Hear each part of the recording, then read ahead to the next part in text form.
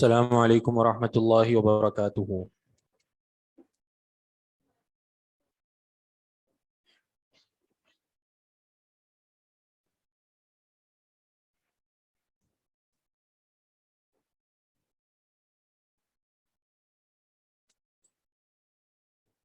جی کہاں سے ہے؟ ترجمہ بتا دیں مجھے۔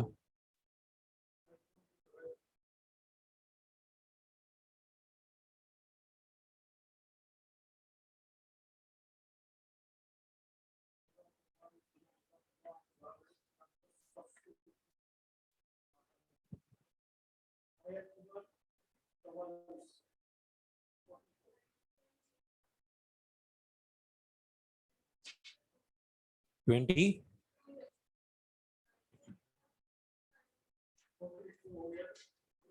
42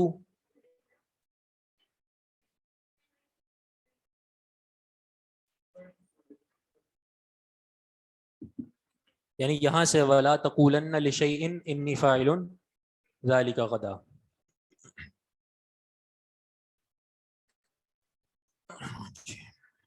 تلاوت کرے گا کوئی اس کی؟ کریں کر لیں، یہ اسٹاپ کر دینا، جہاں روکنا اسٹاپ۔ ٹھیک۔ اعوذ باللہ من الشیطان الرجیم، بسم اللہ الرحمن الرحیم۔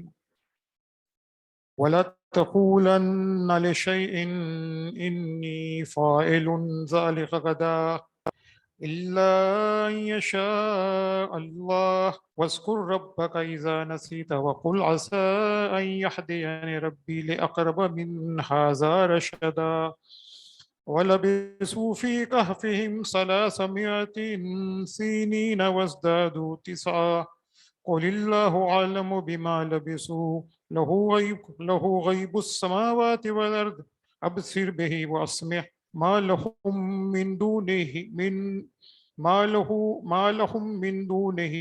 وَلِيٍّ وَلَا يُشْرِكُ فِي حُكْمِهِ أَحَدًا وَاتْلُ مَا أُوحِيَ إِلَيْكَ مِن كِتَابِ رَبِّكَ لا مبدل لكلماته ولن تجد من دونه ملتحدا واصبر نفسك مع الذين يدعون ربهم بالغداة والعشي يريدون وجهه ولا تعد عيناك عنهم تريد زينة الحياة الدنيا ولا تطع من اغفلنا قلبه عن ذكرنا واتبع هواه وكان أمره فرطا۔ جزاکم اللہ خیر، بارک اللہ فیکم۔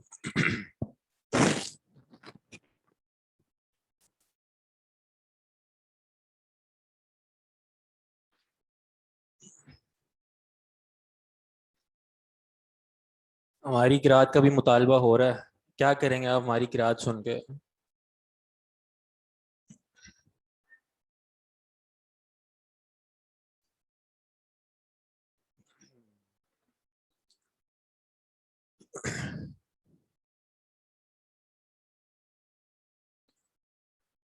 اعوذ باللہ من الشیطان الرجیم ولا تقولن لشيء إني فاعل ذلك غدا إلا أن يشاء الله واذكر ربك إذا نسيت وقل عسى أن يهديني ربي لأقرب من هذا رشدا ولبثوا في كهفهم 300 سنين وازدادوا 9 قل الله أعلم بما لبثوا له غيب السماوات والأرض أبصر به وأسمع ما لهم من دونه من ولي ولا يشرك في حكمه أحدا واتل ما أوحي إليك من كتاب ربك لا مبدل لكلماته لا مبدل لكلماته ولن تجد من دونه ملتحدا واصبر نفسك مع الذين يدعون ربهم بالغداة والعشي يريدون وجهه ولا تعد عيناك عنهم تريد زينة الحياة الدنيا ولا تطع من أغفلنا قلبه عن ذكرنا واتبع هواه وكان أمره فرطا وقل الحق من ربكم فمن شاء فليؤمن ومن شاء فليكفر إنا أعتدنا للظالمين نارا أحاط بهم سرادقها وإن يستغيثوا يغاثوا بماء كالمهل يشوي الوجوه بئس الشراب وساءت مرتفقا.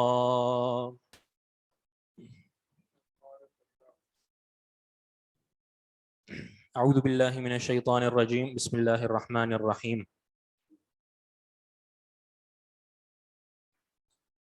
یہ سورۃ الکہف کی آیت نمبر 23 ہے جس کا ہم آج آغاز کرنے لگے ہیں. وَلَا تَقُولَنَّ لِشَيْءٍ إِنِّي فَاعِلٌ ذَلِكَ غَدًا إِلَّا أَن يَشَاءَ اللَّهُ. یہ دونوں آیات ویسے تو الگ ہیں لیکن ان کا تعلق آپس میں مربوط ہے.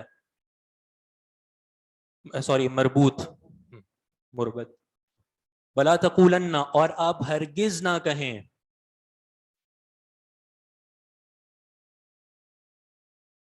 لِشَيْءٍ کسی چیز کے لیے انی فاعل ذلک غدا کہ میں یہ کام کل کرنے والا ہوں.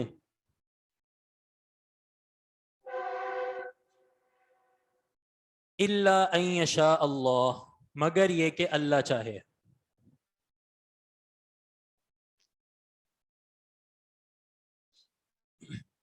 مگر یہ کہ اللہ چاہے.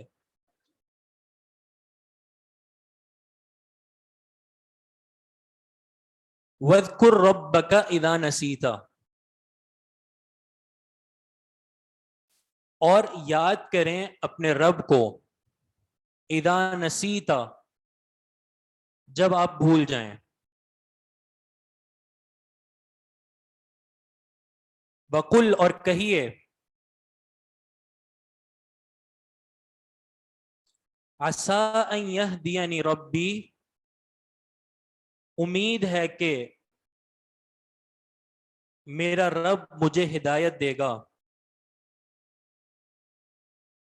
لِأَقْرَبَ مِنْ هَذَا رَشَدًا اس کا ترجمہ اس طرح بنے گا اس سے زیادہ قریب تر بھلائی کی ہدایت. یہ لِأَقْرَبَ اسم تفضیل ہے جو اس سے زیادہ قریب تر ہوگی ہدایت کے اعتبار سے. ترجمہ ایک مرتبہ پھر سن لیں اس کا. عسیٰ ان یہدینی ربی امید ہے کہ میرا رب مجھے ہدایت دے گا. لِأَقْرَبَ مِنْ هَذَا رَشَدًا اس چیز سے زیادہ قریب تر ہدایت کی. رشد جو ہے ویسے کہتے ہیں جیسے ہم اردو میں استعمال کرتے ہیں رشد و ہدایت. تو رشد ویسے کہتے ہیں کوئی بھی بھلائی والی چیز کو. تو یہ کوئی بھی اچھی اور مستقیم چیز کو کہا جاتا ہے رشد. یہ ترجمہ ہے جس کا ابھی آپ نے ذکر سنا ہے لفظی ترجمہ. اس آیت میں جو اللہ تعالیٰ نے بیان کرنا جو اللہ کا مقصد ہے وہ یہ ہے کہ آپ کوئی بھی کام جس کا عزم کریں صحیح ہے. یہ ضروری نہیں ہے کہ وہ کام کل کے اعتبار سے ہو. وہ کسی بھی یعنی غدن کا جو تعلق ہے وہ ایک جسے کہتے ہیں نا قید اتفاقی ہے، مثال دینے یا سمجھانے کے لیے کہ میں کل ایسے کام کروں گا. تو صرف کل کا مقصد نہیں ہے، آپ کا کوئی بھی کام آپ مستقبل میں کرنا چاہ رہے ہیں، کچھ ہی دیر بعد کرنا چاہ رہے ہیں یا کچھ دنوں بعد کرنا چاہ رہے ہیں، تو اس کے لیے آپ کوئی بھی عزم کریں تو اس عزم کے ساتھ آپ نے کیا کرنا ہے؟ الا ان یشاء اللہ، یعنی آپ نے انشاء اللہ پڑھنا ہے. صحیح ہے؟ اچھا، اس آیت کے پیچھے سبب ہے. صحیح ہے؟ آیات کی جو سبب النزول ہوتے ہیں ان کی معرفت بہت زیادہ ضروری ہوتی ہے، ان کو جاننا بھی ضروری ہوتا ہے. لأقرب، جی ہاں یہ اسم تفضیل ہے، اس کو کوئی واحد متکلم کا صیغہ نہ سمجھے. لأقرب اسم تفضیل ہے. جی، ہوا یہ کہ نبی علیہ الصلوۃ والسلام سے ایک سوال ہوا. سوال کس بارے میں تھا؟ اصحاب کہف کے بارے میں، ٹھیک ہے، روح کے بارے میں اور ذوالقرنین کے بارے میں. ٹھیک ہے، ان تین چیزوں کے بارے میں نبی علیہ الصلوۃ والسلام سے سوال ہوا. سوال کرنے والے کون تھے؟ یہودی. ٹھیک ہے، یہودیوں نے یہ سوال کیا تھا. تو نبی علیہ الصلوۃ والسلام نے کیا فرمایا؟ اخبرکم غدن، میں تمہیں کل بتاؤں گا، کل جواب دوں گا. ولم یقل انشاء اللہ، اور انشاء اللہ پڑھنا بھول گئے. تو حدیث کے الفاظ ہیں فاحتبس الوحی عنہ حتی شق علیہ، 15 دن تک وحی بند ہو گئی. 15 دن تک وحی بند ہو گئی.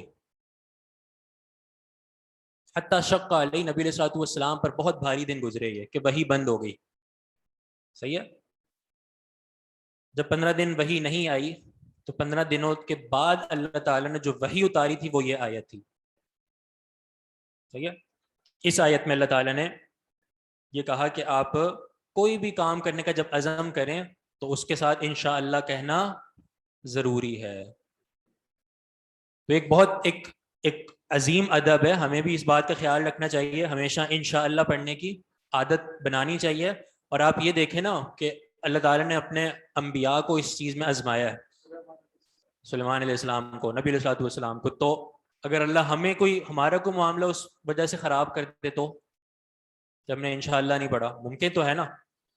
صحیح ہے؟ لیکن اللہ تعالیٰ اپنے ظاہر سی بات ہے جو نیک بندے ہوتے ہیں ان کو زیادہ آزماتے تاکہ ان کا تعلق مجھ سے مضبوط ہو. ٹھیک ہے، مجھ سے مضبوط تعلق ہو، اس لیے اللہ تعالیٰ ان کو زیادہ آزماتا ہے تاکہ اچھی طرح جو ہے وہ یہ بات سمجھ جائیں. بالکل اسی طرح کا واقعہ کس کے ساتھ ہوا تھا؟ سلیمان علیہ الصلوۃ والسلام کے ساتھ. انہوں نے کہا تھا کہ لأطوفن اللیلۃ علی 100 امرأۃ، ایک ہی رات جو ہے وہ میں اپنی 100 بیویوں کے پاس جاؤں گا، اور ہر بیوی سے جو ہے وہ اولاد ہوگی، اور ہر اولاد جو ہے وہ گھڑ سوار ہوگی. جی، یعنی بڑی ایک عظیم قسم کی گھڑ سوار اور مجاہد ہوگی. یجاہدوا فی سبیل اللہ، وہ سب اللہ کی راہ میں جہاد کریں گے. روح، جی ہاں، روح کے بارے میں سوال ہوا تھا.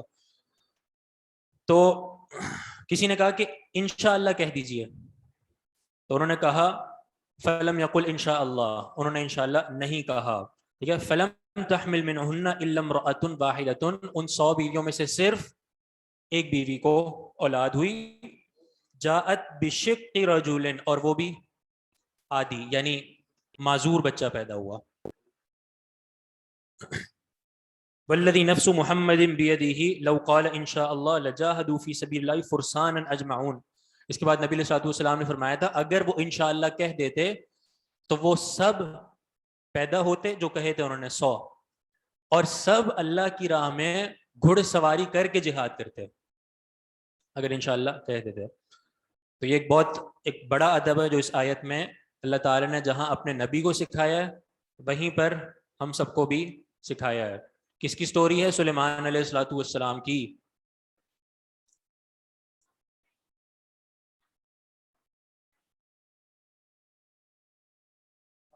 اس میں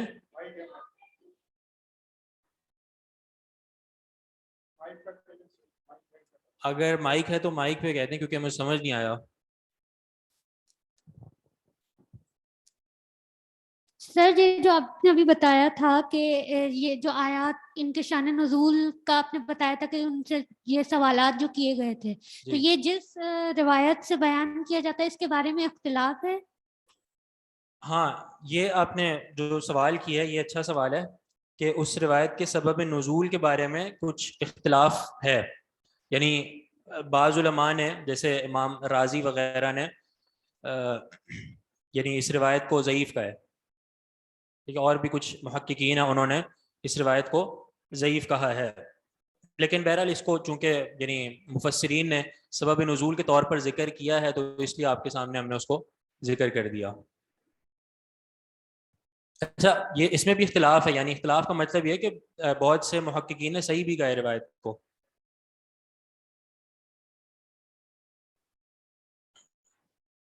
سلیمان علیہ السلام کی 100 بیویاں تھیں، اس روایت سے تو یہ معلوم ہوتا ہے بالکل ظاہر ہے. جب وہ ہے بھی روایت بھی صحیح بخاری کی ہے، یہ روایت یعنی سلیمان علیہ السلام والی روایت صحیح بخاری کی ہے. اچھا، سوال کے بارے میں جو پوچھ رہے ہیں، روایت میں جو سوال پوچھے تھے، ایک اصحاب کہف ان کی تعداد کے بارے میں، دوسرا روح کے بارے میں، اور تیسرا ذوالقرنین کے بارے میں. یہ 3 سوال تھے. جی ہاں. اچھا، وَاذْكُرْ رَبَّكَ اِذَا نَسِيتَ، یاد کریں اپنے رب کو اذا نسیتا، جب آپ بھول جائیں. اس کا مطلب یہ ہے کہ تھوڑی دیر بعد آپ کو یاد آیا کہ میں نے انشاءاللہ نہیں کہا تو وَاذْكُرْ رَبَّكَ فوراً انشاءاللہ کہہ دیجئے. صحیح ہے، یہ مطلب ہے اس کا. یعنی اس آیت سے وَاذْكُرْ رَبَّكَ اذا نسیتا، اور یاد کریں اپنے رب کو اذا نسیتا جب آپ بھول جائیں. یعنی جیسے ہی آپ کو یاد آئے کہ میں نے انشاءاللہ نہیں کہا تو فوراً انشاءاللہ کہہ دیجئے. اچھا، پھر اس بارے میں بھی مفسرین نے کہا ہے کہ جی اگر اس مجلس میں یاد نہیں آیا بلکہ بہت بعد میں یاد آیا تو اس وقت کیا کیا جائے. اس میں پھر بارے میں یعنی اختلاف ہے، لیکن ظاہر سی بات ہے جو آیت کا ایک ظاہری معنی ہے وہ یہی ہے کہ جب آپ کو یاد آئے فوراً انشاءاللہ کہہ دیجئے. تو اگر آپ کو چاہے ایک دن بعد بھی یاد آئے، ٹھیک ہے، تو اس بات کو یعنی ذہن ملا کے انشاءاللہ کہہ دیجئے. صحیح ہے، بالکل کوئی مسئلہ نہیں ہے. اور جیسے بالکل ایسے ہی ہے نا، نبی علیہ السلام نے جیسے فرمایا من نام عن الصلاۃ او نسیها فلیصلیها اذا ذکرها، کہ جو سو جائے نماز سے یا بھول جائے تو وہ اسی وقت نماز پڑھے جب اس کو یاد ہے. بالکل یہی اسلوب یہاں پر ہے. اذا ذکرها اس حدیث میں آیا کہ جب یاد آئے فوراً نماز پڑھے. اور یہاں پر بھی یہی ہے وَاذْكُرْ رَبَّكَ اذا نسیتا، کہ اپنے رب کو یاد کرو جب تمہیں یعنی جب تم بھول جاؤ.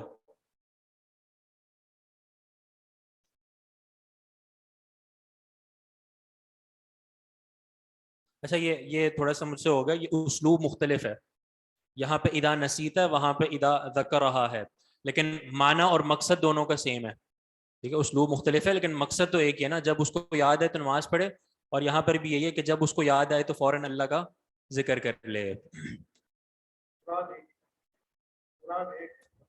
جی جی ایک ہی روح اور کیا 3 سوال، اب تک 3 سوال نہیں حل ہوئے ہیں. اصحاب الکہف، روح اور ذوالقرنین.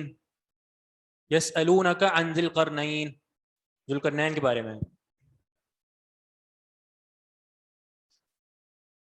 موسیٰ اور خضر کے بارے میں پوچھتا، وہ ایک الگ روایت ہے.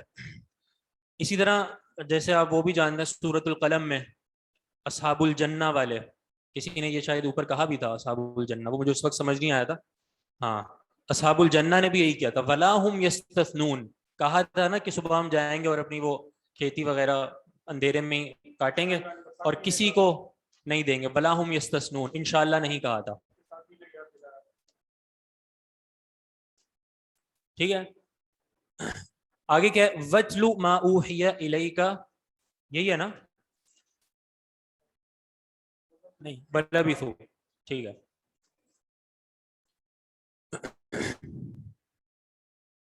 وَلَبِثُوا فِي كَهْفِهِمْ 300 سِنِينَ وَازْدَادُوا 9.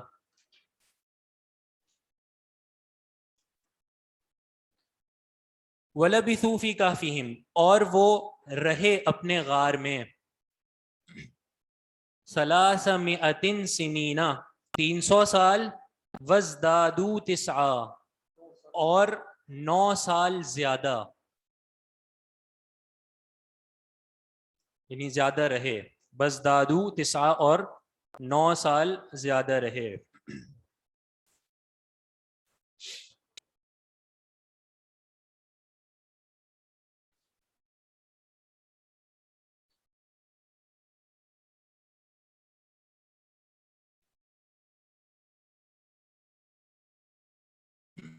اچھا یہاں پہ یہ جو اسلوب ہے ثلاثمئۃ سنین وازدادوا 9،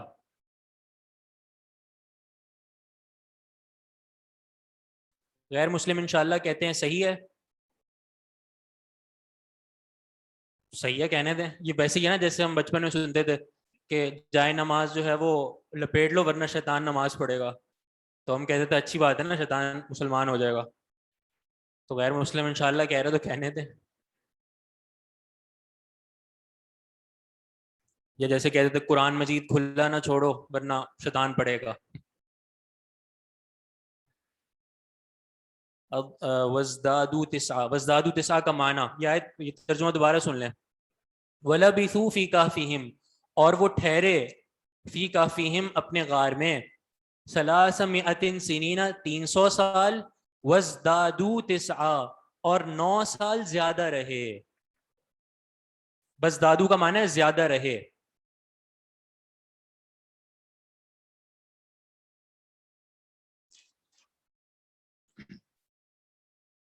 نہیں آیت کا 24 کا ترجمہ پورا کیا ہم نے، ترجمہ پورا کیا تھا.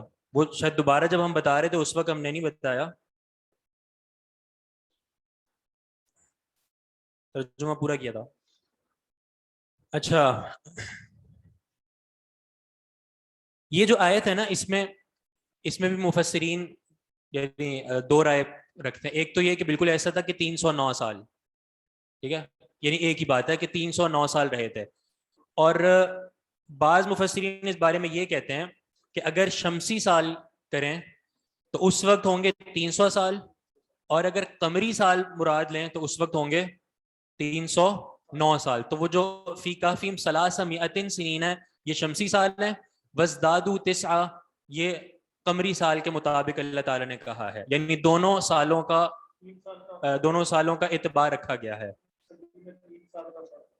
ایک صدی میں 3 سال کا فرق ہوتا ہے. جی جی بالکل. تو شمسی اعتبار سے 300 اور قمری اعتبار سے 309 سال. تو بعض مفسرین یہ کہتے ہیں کہ اللہ تعالیٰ نے دونوں سالوں کا جو اعتبار رکھا ہے اسی لیے ان دونوں کا ذکر کر دیا. یعنی 300 سنین اس میں یہ شمسی سال آ جائیں گے، اور وزدادو 9 اس میں قمری سال آ جائیں گے.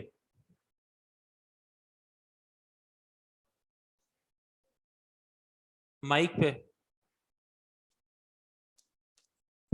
جو یہ انگلش کیلنڈر ہوتا ہے تو وہ شمسی کے حساب سے ہی ہوتا ہے. ہاں وہ تو یعنی اس کا تعلق سورج سے ہے نا. باتیں ٹھیک ہیں، یہ باتیں ٹھیک ہیں. جیسے آپ نے کہا کہ جائے نماز لپیٹ دو ورنہ نہیں ٹھیک نا، وہ میں نے وہی تو کہا تھا بچپن میں ہم سنتے تھے، بچپن کی باتیں ہیں یہ.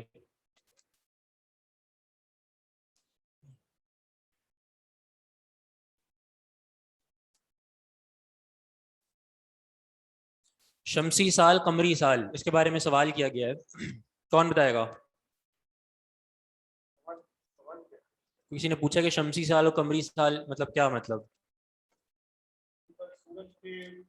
جو ہمارا یہ کیلنڈر ہے نا جی جی جی سر جو کہتے ہیں نا کہ سورج کی روٹیشن سے جو ایک دن بنتا ہے وہ شمسی سال ہے، اور چاند کی پوری کمپلیٹ روٹیشن سے جو ایک دن بنتا ہے وہ قمری سال. اصل میں اس میں تھوڑی سی تفصیل ہے، وہ تفصیل بہت دقت سے تو مجھے بھی نہیں پتا، لیکن خلاصہ اس کا یہی ہے کہ جو شمسی سال ہوتے ہیں نا، یعنی جیسے آپ نے بھی کہا کہ ایک صدی میں وہ 3 سال زیادہ ہو جاتے ہیں، تو اس اعتبار سے یعنی وہ کیا کہتے ہیں 3 سال قمری سے زیادہ بڑھ جاتے ہیں. ایک صدی کا اگر حساب لگائیں پورا، تو آپ اس میں بھی دیکھتے ہیں نا قمری سال میں جیسے مہینہ جو ہے وہ کیا کہتے ہیں بس اوقات 29 دنوں کا ہو جاتا ہے. صحیح ہے ہاں. اور انگریزی کیلنڈر میں جو ہے وہ 31 کا بھی ہو جاتا ہے، 30 کا بھی ہو جاتا ہے، کیونکہ ان کا سورج کا حساب ہے اور ہمارا قمر کا حساب ہے. تو اس طرح یعنی وہ ڈفرینس آ جاتا ہے. تو قمر کا جو قمری سال ہوتا ہے نا وہ تھوڑا سا یعنی لیٹ مکمل ہوتے ہیں، تو اس لیے جو ہے وہ یعنی اللہ تعالیٰ نے دونوں کو بیان کر دیا. بہرحال ایک رائے ہے یہ، یعنی مفسرین کی ایک رائے ہے یہ کہ یا تو اس لیے بیان کیا دونوں کو الگ الگ، اور دوسرے مفسرین یہ بھی کہتے ہیں کہ بس 309 سال ہے. ٹھیک ہے، بس اسلوب اللہ نے یہ اپنایا کہ ثلاثمائۃ سنین وازدادوا تسعا، اس پورے سے مراد یہی ہے کہ 309 سال رہے. وہ اس میں نہیں پڑھتے کہ اس سے مراد کیا ہے. جی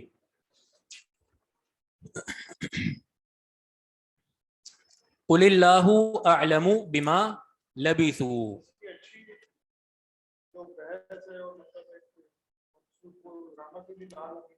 جی رحمت للعالمین. جی ہاں جی جی جی جی ہاں بالکل بالکل. لیکن شریعت میں ہر کام قمری اعتبار سے کرنا چاہیے تو مطلب صحیح ہے، اچھی بات ہے، لیکن یہ کوئی لازمی معاملہ نہیں ہے. اصحاب الکہف کی ٹوٹل تعداد کتنی تھی؟ یہ بات ویسے آپ کو شیخ عبید نے بتا دی ہوگی، اس بارے میں کیا صحیح بات ہے؟ صحیح ہے، کیا بتایا تھا؟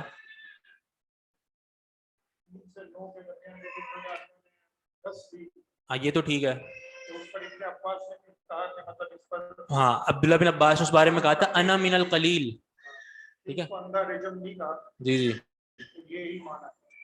جی، تو انا من القلیل کے طور پہ نا انہوں نے وہ والا معنی لیا ہے، یعنی سامنوہم کلبہم قل ربی اعلم بعدتہم ما یعلمہم الا قلیل. اس کے بعد فرمایا تھا اللہ تعالیٰ نے.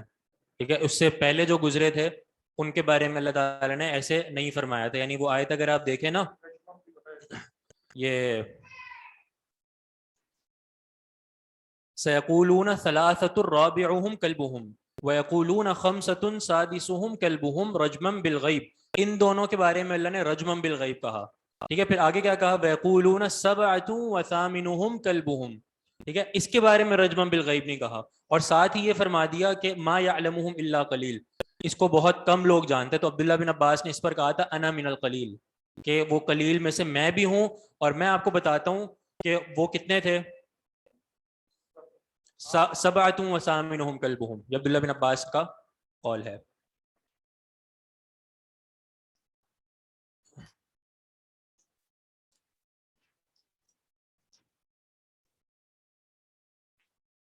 قل اللہ اعلم بما لبثوا، کہہ دیجئے کہ اللہ ہی زیادہ بہتر جانتا ہے بما لبثوا، کہ وہ کتنی مدت رہے. اللہ ہی زیادہ جانتا ہے اس مدت کو جتنی وہ مدت رہے. لہو غیب السماوات والارض، اسی کے پاس آسمانوں اور زمین کی راز ہیں، غیب کی باتیں ہیں، چھپی ہوئی باتیں ہیں. لہو غیب السماوات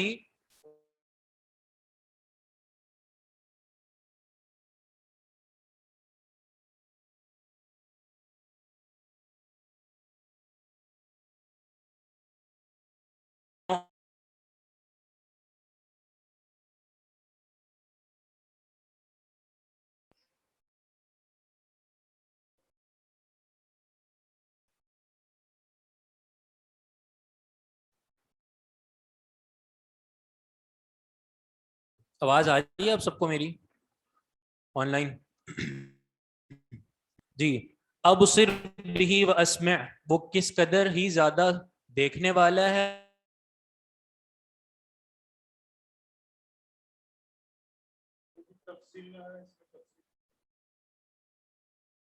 جی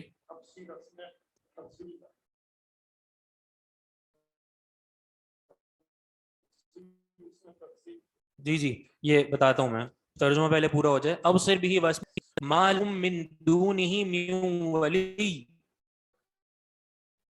نہیں ہے اس کے سوا ان کا کوئی ولی مددگار. ولا یشرک فی حکمہ احدا، اور وہ اپنے حکم میں کسی کو بھی شریک نہیں کرتا. لا یشرکو، وہ نہیں شریک کرتا، فی حکمہ اپنے حکم میں، احدا کسی ایک کو. اس کا مقصد یہ ہے قل اللہ اعلم بما لبثوا، یہ جو اللہ نے فرمایا نا کہ کہہ دیجیے اللہ ہی زیادہ بہتر جانتا ہے اس مدت کے بارے میں جتنی مدت وہ رہے ہیں. اس کا مطلب یہ کہ اگر اہل کتاب آپ سے یا کوئی بھی لوگ اہل کتاب نہ بھی ہوں کوئی بھی آپ سے اس مدت کے بارے میں یعنی مباحثہ کریں اختلاف کریں تو آپ ان کو بس یہی کہہ دیں کہ اللہ ہی زیادہ بہتر جانتا ہے. جو مدت اس نے بتائی ہے وہی صحیح ہے اور یعنی کسی اور کی بات کا اس میں کوئی اعتبار نہیں ہوگا. اللہ ہی زیادہ بہتر جانتا ہے. اللہ نے جو بتا دی ہے اسی مدت کو ہم ثابت مانیں گے. کسی اور کی بتائی ہوئی مدت سے ہمیں کوئی غرض نہیں ہے. کسی نے اگر یہ کہہ دیا کہ نہیں بھائی 350 سال تھی تو ہم اس کی تحقیق میں نہیں پڑیں گے بلکہ ہم کیا کہیں گے کہ تمہاری بات غلط ہے کیونکہ اللہ نے ہمیں بتا دی اور وہ کیا ہے 309 سال.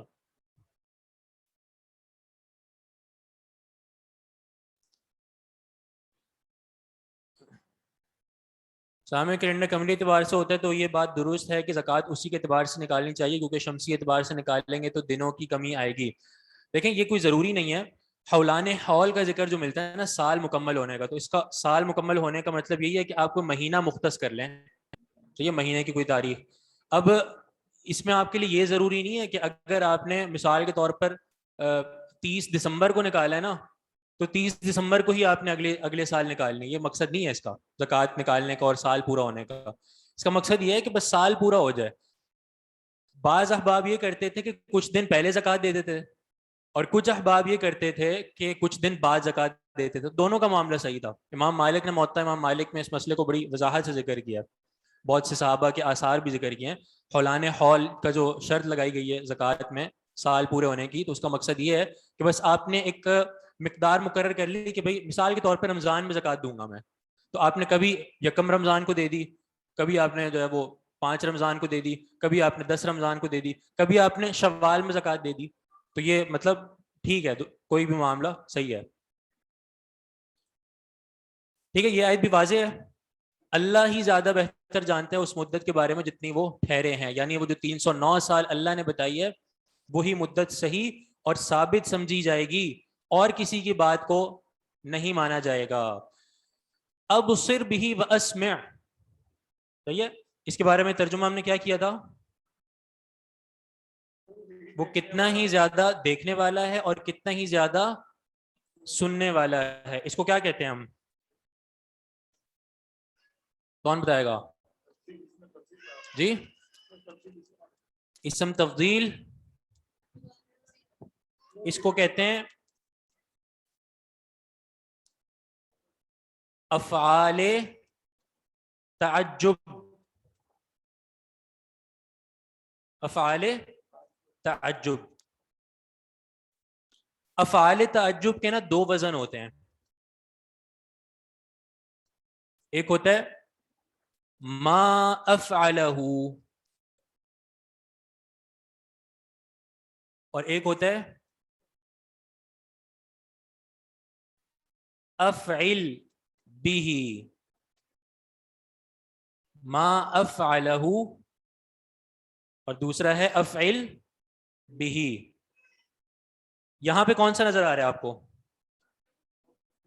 یہاں پر افعل بھی ہے. ٹھیک ہے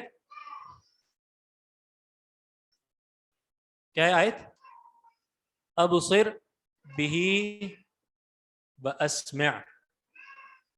ٹھیک ہے اچھا دونوں کے معنی میں نا یہی معنی آتا ہے. ما افعلہ کی مثال ہے ما احسنہ. دونوں کا معنی چاہے ما افعلہ ہو یا افعل بھی ہو دونوں کا معنی ہوتا ہے کہ کتنا ہی زیادہ وہ اس طرح ہے. جیسے ما احسنہ کا معنی ہے وہ کتنا ہی زیادہ خوبصورت ہے وہ کتنا ہی زیادہ خوبصورت ہے. ما اکبرہ وہ کتنا ہی زیادہ بڑا ہے. ٹھیک ہے اور ما افعل بھی کا معنی بھی یہی ہوتا ہے ابصر بھی وہ کتنا ہی زیادہ دیکھنے والا ہے. واسمع اور وہ کتنا ہی زیادہ سننے والا ہے. یہ ابصر بھی و اسمع ان دونوں کا تعلق اس بھی سے ہے. ٹھیک ہے ابصر کا بھی اور اسمع کا بھی یعنی ان دونوں کا جو متعلق ہے وہ بھی ہے. جی ہاں خوب یہ بندوں کے لیے بھی استعمال کیا نا. قیامت کے دن اللہ تعالیٰ فرماتا ہے اسمع بہم و ابصر.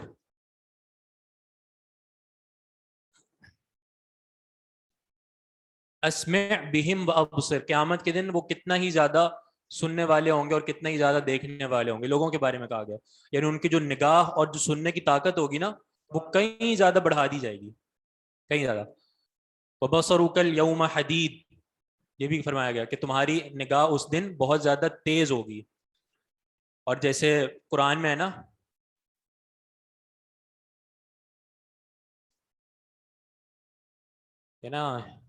ہاں حدیث میں ہے کہ جب اللہ تعالیٰ قیامت کے دن ندا فرمائے گا تو یسمعہ من بعد کما یسمعہ من قرب, تو قریب ہونے والا اور دور ہونے والا بالکل ایک جیسا سنیں گے. خیر اللہ تعالیٰ کی تو پکار ہی یعنی جو ہے وہ اس کے بارے میں تو ہم کو کیفیت میں جاتے ہی نہیں ہیں, لیکن پھر بھی ان ساری نصوص سے پتہ چلتا ہے کہ قیامت کے دن ان کی جو بصارت اور نگاہیں ہوں گی وہ کتنی ہی زیادہ ہوں گی. تو یہی لفظ جو ہے اللہ تعالیٰ نے بندوں کے لیے بھی قیامت کے بارے میں استعمال کیا, اسمع بہم و ابصر یوم یأتوننا. صرف مومنین کی نہیں, مومنین کی نہیں, تمام لوگوں کی. اور یہ بلکہ جو آیت جو میں نے پڑھی ہے یہ تو بلکہ کفار کے یعنی اس سے پہلے کفار کا ذکر ہو رہا تھا. آپ کیا کہتے ہیں؟ نہیں مماثلت میں تو پڑھنا ہی نہیں ہے. بالکل یعنی اس کا مقصد ہرگز یہ نہیں ہے کہ ان کی اتنی زیادہ نگاہ ہوگی تو اور اتنا زیادہ وہ سنیں گے تو ظاہر سی بات ہے خالق جتنا تو کوئی نہیں, یعنی اس کی کیفیت اور اس کی تو یعنی مماثلت کا کوئی سوچ بھی نہیں سکتا.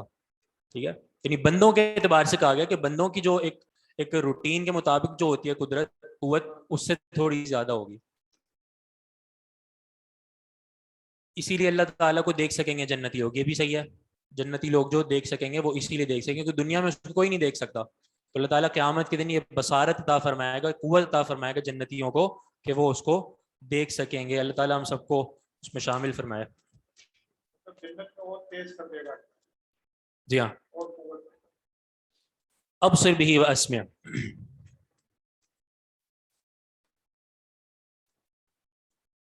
تو یہ دیکھیں نا آپ, اللہ نے لہو غیب السماوات والارض کے بعد کہا ہے ابصر بہ واسمع, کہ اس کے لیے ہی غیب اور آسمانوں اور زمینوں کا غیب ہے, اور ساتھ یہ فرما دیا ابصر بہ واسمع, وہ کس قدر ہی زیادہ دیکھنے والا اور سننے والا ہے. تو یعنی اس میں یہی بتانا مقصد ہے کہ اس طرح کا جو غیب ہوتا ہے اس کو کوئی ایسی ذات ہی اس کا ادراک کر سکتی ہے جو اس طرح کا ہو, جو سمیع اور بصیر ہو اسی طرح کا. ٹھیک ہے, اور اللہ تعالیٰ کا کے بارے میں جیسے وہ علامہ ابن القیم اور دیگر بہت سے علماء فرماتے ہیں, ٹھیک ہے, کہ یرا دبیب النملۃ السوداء علی الصخرۃ الصماء فی اللیلۃ الظلماء,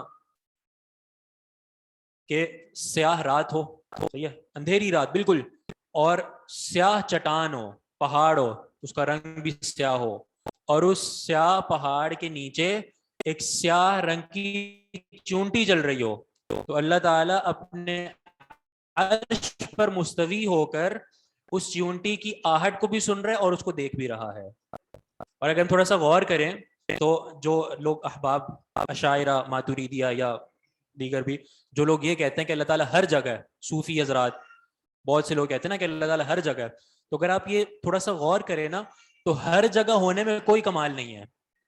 بھائی میں یہاں پہ موجود ہوں, مجھے پتہ ہے یہاں کمرے میں کیا ہو رہا ہے, یہاں موجود ہو کر اس کمرے کے بارے میں جاننا اس میں تو کوئی کمال نہیں ہے. کمال تو اس میں ہے کہ وہ عرش پر مستوی ہے لیکن ہر حال کو جانتا ہے. جو انسان جہاں موجود ہوتا ہے اس کے حال کو جانتا ہے, اس میں کوئی کمال نہیں ہے. تو کمال تو اللہ کا یہ ہے کہ وہ ہے عرش پر مستوی, اس کا وجود عرش پر ہے, لیکن اس کی نگاہ, اس کی سمع اور اس کی بصر کائنات کے ہر گوشے پر ہے, ہر غیبی معاملے پر ہے. یہ کمال ہے.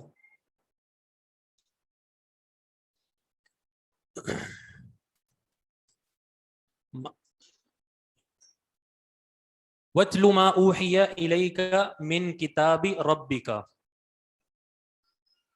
پڑھیے ما اوحیہ, اس کو جو وحی کیا گیا, الیک آپ کی طرف, من کتاب ربک آپ کے رب کی کتاب میں سے, لا مبدل لکلماتہ، نہیں ہے کوئی تبدیل کرنے والا اس کے کلمات کو، اس کی باتوں کو. ولن تجد من دونہ ملتحدا، اور آپ جی کیا معنی کریں گے اس کا؟ نہیں پاؤ گے، ہرگز نہیں پاؤ گے. ٹھیک ہے، تاکید کے ساتھ نفی. ولن تجد، اور آپ ہرگز نہیں پائیں گے، من دونہ اس کے علاوہ، ملتحدا کوئی جائے پناہ، کوئی جائے پناہ.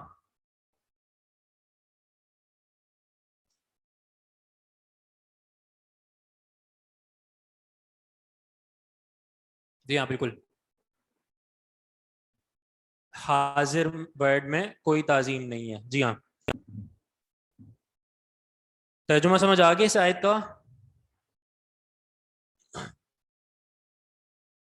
یہ بھی اگر اس کو ویسے تو یعنی قرآن کا یہ اعجاز ہے کہ قرآن کی تمام آیات عام ہیں، عموم ہیں ان میں، یعنی آپ اس کو قیامت تک آنے والے تمام معاملات کو اس پر رکھ سکتے ہیں. ٹھیک ہے، لیکن اگر اس کو اصحاب الکہف کے ساتھ ہی جوڑیں تو اس میں خاص حکم یہ ہوگا کہ اصحاب کہف کے بارے میں جو آپ کو بتا دیا گیا ہے اس کو کافی سمجھیں.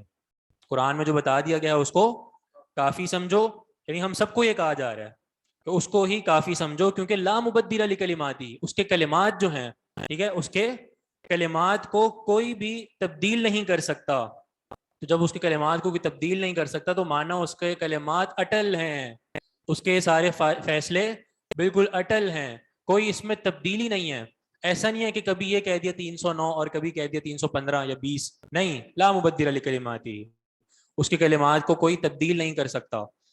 ولن تجد من دونہ ملتحدا، اور ہرگز آپ اس کے علاوہ کوئی جائے پناہ نہیں پا سکتے. ملتحدا، ملتحد، یہ جو صیغہ ہے نا یہ باب افتعال سے ہے. التحد یلتحد، التحادن سے ملتحد. ملتحد کا مطلب کیا ہوتا ہے؟ ملتحد دیکھیں جیسے کہتے ہیں نا یہ نکلا جو ہے لحد سے نکلا ہے، لحد، لحدن. اور لحدن کا ویسے معنی ہوتا ہے کسی کی طرف مائل ہونا، جھکنا. لحدن، مائل ہونا، جھکنا. اور قبر کو بھی اسی لیے لحد کہتے ہیں، قبر کو بھی اسی لیے لحد کہتے ہیں کیونکہ وہ ایک طرف جھکی ہوتی ہے اور ایک طرف لپٹی ہوتی ہے، اس لیے اس کو بھی لحد کہتے ہیں. تو اسی سے ملتحدہ یعنی ایسی جگہ جہاں آدمی آ کر اپنے آپ کو پناہ میں لے آئے. ایسے یہی مراد ہوگا نا ملتحد، کہ ایسی جگہ جہاں انسان اپنے آپ کو پناہ میں لے آئے، گویا قبر میں داخل ہو جائے. یعنی اندازہ لگائے نا کہ قبر کو بھی لحد کہا گیا، تو لحد کے ذریعے پناہ یہ ہوگی کہ قبر میں جب انسان داخل ہوگا تو اپنے چاروں اطراف سے کیا ہوگا؟ جائے پناہ میں آ جائے گا. صحیح ہے، تو یہی بات بتائی گئی ہے. ولن تجد من دونہ ملتحدا، اللہ کے علاوہ تم ہرگز کوئی جائے پناہ نہیں پاؤ گے اس کے عذاب سے، اس کے عقاب سے، کسی بھی قسم کا تمہیں کوئی بھی جائے پناہ اور مفر نہیں ملے گا. وَاصْبِرْ نَفْسَكَ مَعَ الَّذِينَ يَدْعُونَ رَبَّهُمْ بِالْغَدَاةِ وَالْعَشِيِّ. اچھا یہ بتائیں ملتحدہ کیا بن رہا ہے نحو کے اعتبار سے؟ جی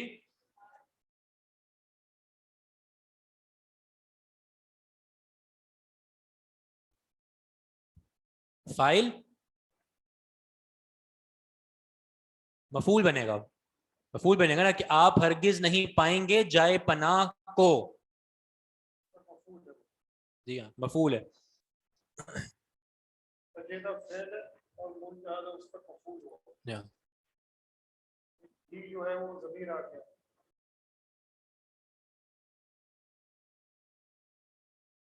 وَاصْبِرْ نَفْسَكَ مَعَ الَّذِينَ يَدْعُونَ رَبَّهُمْ بِالْغَدَاةِ وَالْعَشِيِّ يُرِيدُونَ وَجْهَهُ.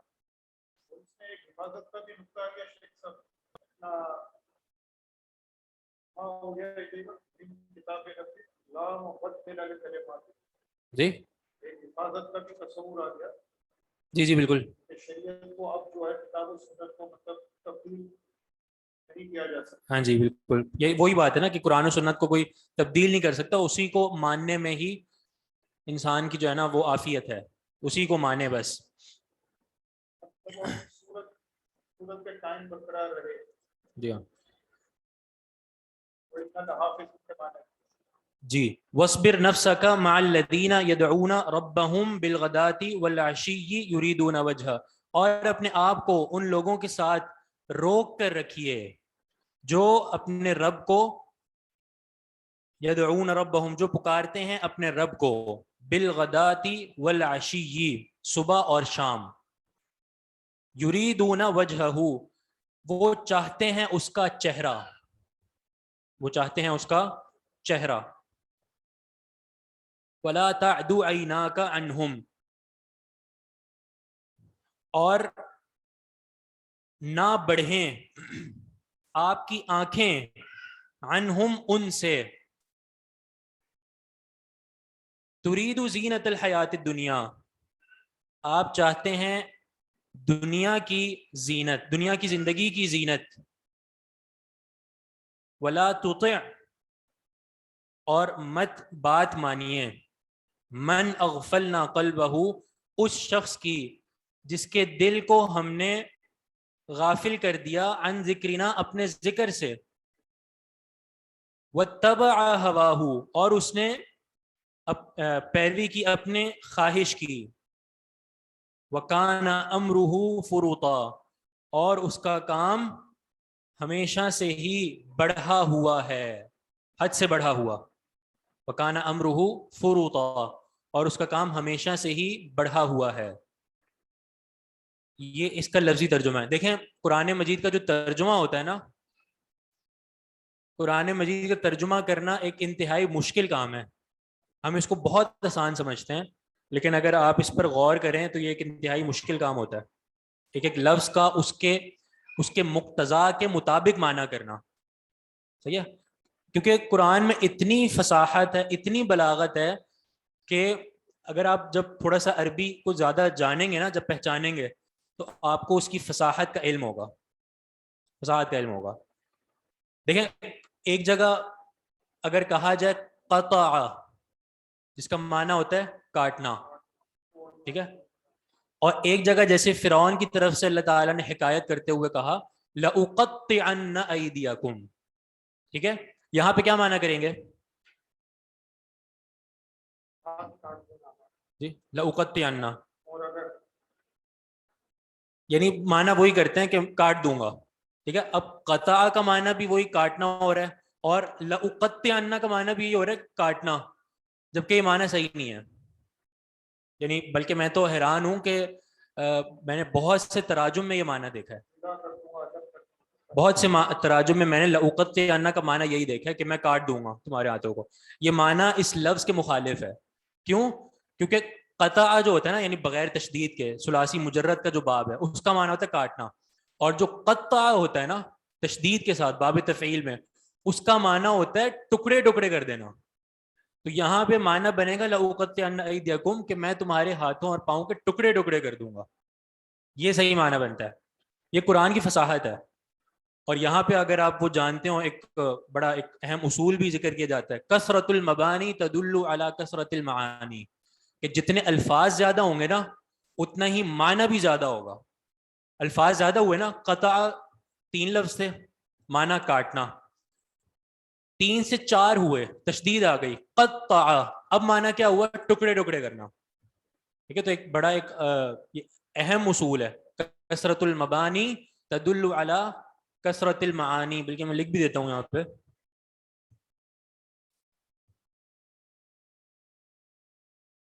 کثرت المبانی تدل علی کثرت المعانی.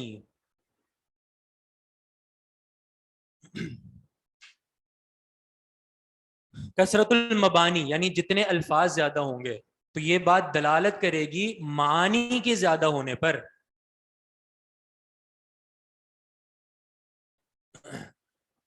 ہاں ایک اور یاد آیا مجھے، سورۃ القصص کا ترجمہ میں، یعنی میں نے 2-3 تراجم میں دیکھا، ان 2-3 تراجم میں بھی یہی ہوا تھا. ہاں وہ فرعون نے یہ بھی کہا تھا نا یہ لَأُذَبِّحَنَّ, صحیح ہے نہیں, یہ یستضعف طائفة منهم یذبح ابناءهم. اب یذبح کا معنی وہی لکھا ہوا تھا ذبح کرے گا, ذبح کرتا ہے, ٹھیک ہے, ذبح کرتا ہے اپنے بیٹوں کو, ذبح کرتا تھا. تو اب یہاں پہ یہ معنی بھی اس کے اصول کے مخالف ہے, ٹھیک ہے, کیونکہ ذبح یذبح کا معنی تو ہوتا ہے ذبح کرنا, لیکن جب ذبح یذبح تشدید آ جائے گی تو اب معنی ہوگا بری طرح ذبح کرنا. اور دیکھیں نا اب قرآن کی روح ہی یہی ہے, جو قرآن بتانا چاہ رہے ہیں نا ہمیں اس کو سمجھنا بھی ضروری ہے کہ یذبح اللہ فرما رہا ہے فرعون کے بارے میں, اس کا معنی بھی صحیح یہی ہوگا کہ ہم اس لفظ کے مطابق معنی کریں کہ وہ بری طرح ذبح کرتا تھا. ٹھیک ہے, یہ بات میں اس لیے کر رہا ہوں کیونکہ جیسے یہاں پہ ہمارے ترجمے میں یہ بات آئی ہے کہ ولا تعد عیناک عنہم, اس کا ترجمہ یعنی بعض احباب یہ کر جاتے ہیں, یعنی بعض طلبہ وہ یہ کر جاتے ہیں کہ آپ اپنی آنکھوں کو مت بڑھائیں, آنکھوں کو مت بڑھائیں, جبکہ ترجمہ صحیح نہیں ہے. اس لیے صحیح نہیں ہے کیونکہ عینا کا فاعل ہے تعدو کا, تو اب صحیح ترجمہ یہ بنے گا کہ لا تعدو عیناک عنہم, نہ بڑھیں آپ کی آنکھیں. ٹھیک ہے, لا تعدو نہیں ہو گیا اور عینا کا اس کا فاعل. اگر مفعول ہوتا نا تو عینا کا نہ ہوتا, پھر کیا ہوتا, یعنی اگر ہم وہ معنی کرتے کہ آپ کی آنکھیں یعنی آپ نہ بڑھائیں اپنی آنکھوں کو, مفعول والا معنی, تو اس وقت عینا کا نہ ہوتا بلکہ پھر کیا ہوتا, کون بتائے گا جی, عینئی کا. جی ہاں, کیونکہ تسنیہ ہے نا, اور تسنیہ کی جو نسبی حالت ہے وہ اس طرح آتی ہے عینینی, اور نون اعرابی اضافت کی وجہ سے گر جائے گا.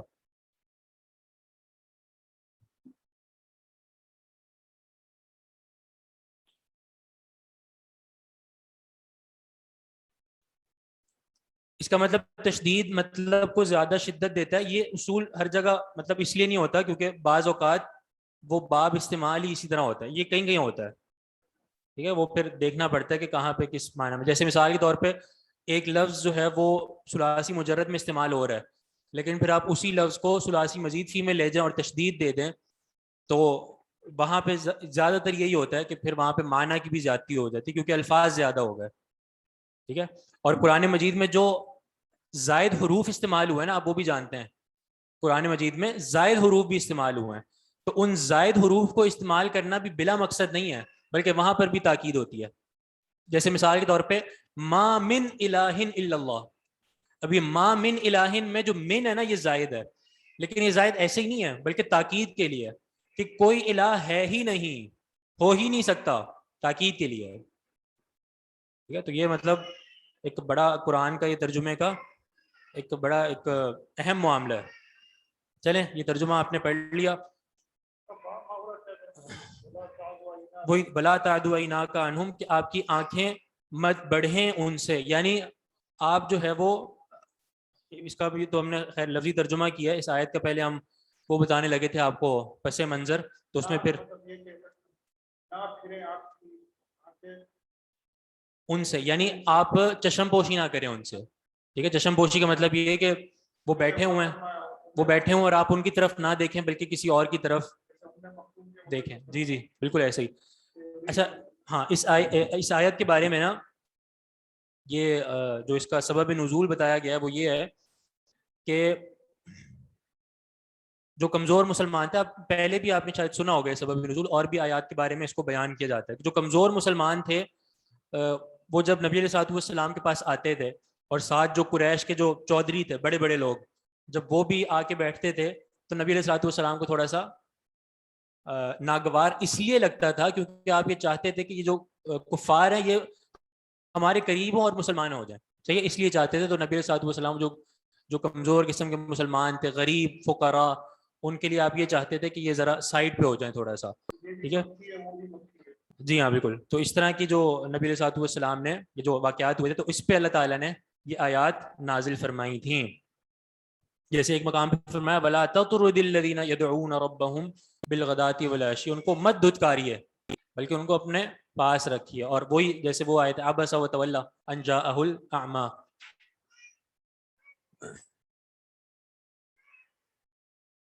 وَاصْبِرْ نَفْسَكَ, روک کر رکھیے اپنے آپ کو. ٹھیک ہے, اس کا مطلب یہ ہے روک کر رکھیے, یعنی اپنے آپ کو تھوڑا صبر دے کر ذرا اپنے آپ کو تیار کیجیے ان کے ساتھ, اور ذرا روک کر رکھیے اپنے آپ کو. ٹھیک ہے,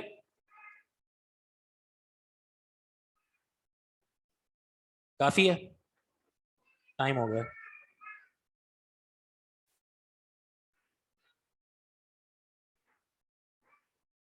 یہاں ایناکا کا اعراب کیا ہے؟ ایناکا رفیع حالت میں, کیونکہ تعدو کا فاعل بن رہا ہے. آیت کا مفہوم بخل سمجھ آ گیا ہوگا, بھی ہم نے بتایا ہے, تو اس وجہ سے نبی علیہ الصلوۃ والسلام کو روکا گیا تھا اس بات سے.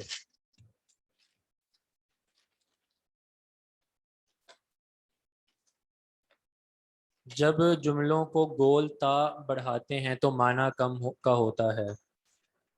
سمجھا نہیں میں یہ.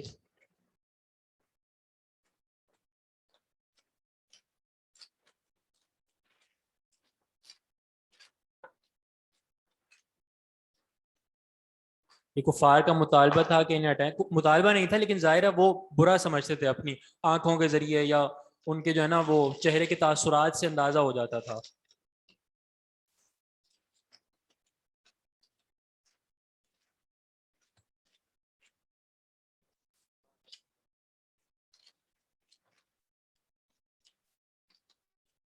پوری تو ہو گئی ہے, ترجمہ تو پورا ہو گیا.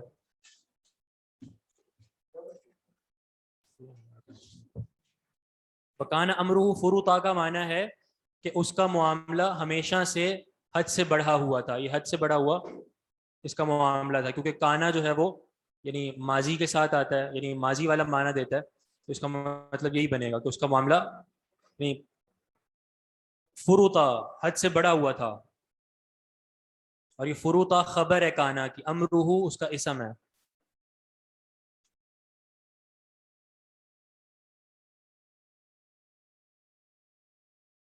جملتن نہیں, یہ استعمال میں ہوتا ہے. مثلا جملتن جو ہے نا واحد ہے, جمل اس کی جمع ہے, تو یہ اس میں یعنی اس کا تا لگانے سے کوئی معنی کی کمی زیادتی کا کوئی اصول نہیں ہے, بلکہ یہ استعمال کا ہے کہ کچھ چیزوں کی جو ہے وہ جمع اس طرح آتی ہے, واحد اس طرح آتی ہے, تو وہ استعمال پر ہے بس.